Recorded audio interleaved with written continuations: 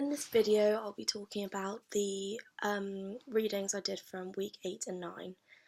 So the first reading I did was The Power of Persuasion, Hindutva, Christianity and the Discourse of Religion and Culture in the Northeast India.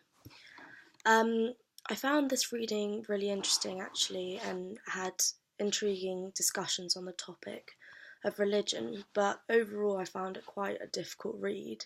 Mainly due to the political language which was used in it. But it was a crossing between Sangh Pavia activities, Christianity, and indigenous religions, which were all related to the state of Nagaland.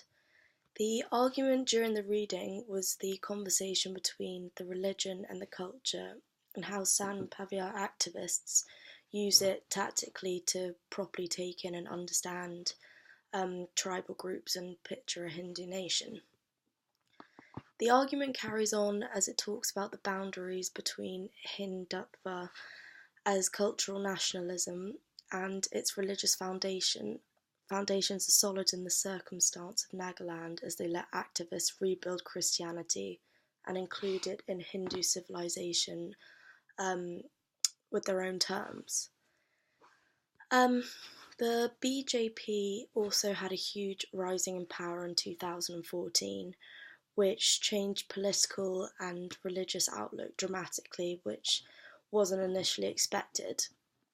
Although the dispute over Gar Waspi, the disruption in Jawaharlal Nehru University and all the attacks on the Christians and churches were a clear sign of the Hindu movement trying to take action on their country, and there are important actions promoting Hindu nationalism in many areas of India.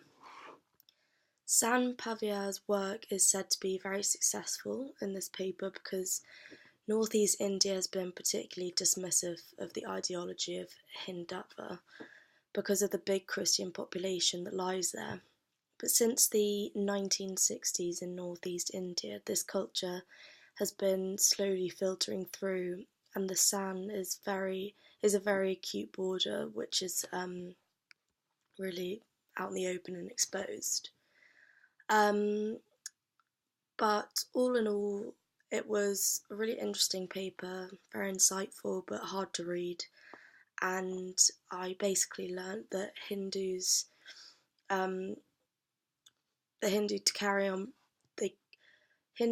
on bringing themselves into the limelight and media constantly to increase their popularity, and they'll keep on doing that. So the second reading I did was The Perfect Enemy: Maps, Laws, Sacrifice in the Making of Borders from week 9. And this reading is basically about borders and how they're social and historical constructs of post-independence Indian nation state, not only physical landscapes. Laws are created in the topic of maps and borders, which is interesting, and it is taken very seriously, where literally it's a criminal act if you don't match the originally made version. As well as that, they also have a combination of political and historical meanings behind them, and they're not just devices for usefulness, which I found quite interesting. The paper made it very clear that India, on the whole, the whole topic in India of maps and borders is very much disputed and competed about constantly, because they all want the most land. But for the Indians, this is an ongoing fight that's basically normal to them now. And it shows in the reading that on the maps, the borders are drawn up as lines, and you can see the variety of culture sharing the borders, which is actually a lot more diverse than expected.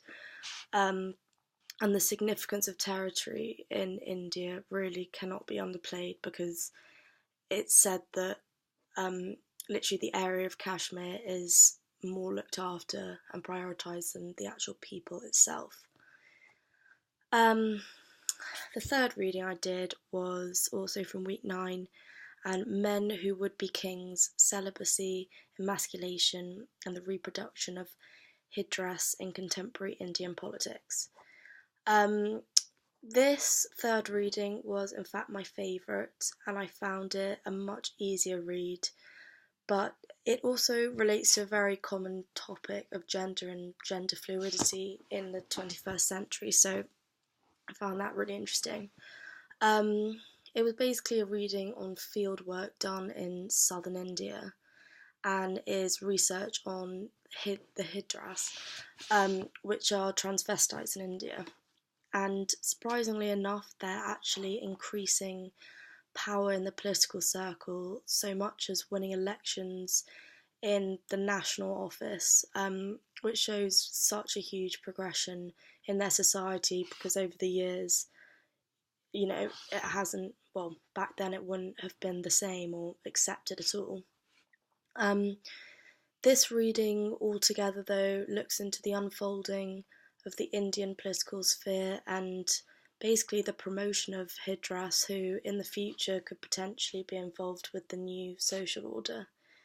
Their reputation is constantly changing, and they're just becoming more and more politically bold and out there, and it shows a lot that India itself is becoming so much more open-minded about sexuality and previously tabooed subjects. So that's really good. So yeah, those are the readings.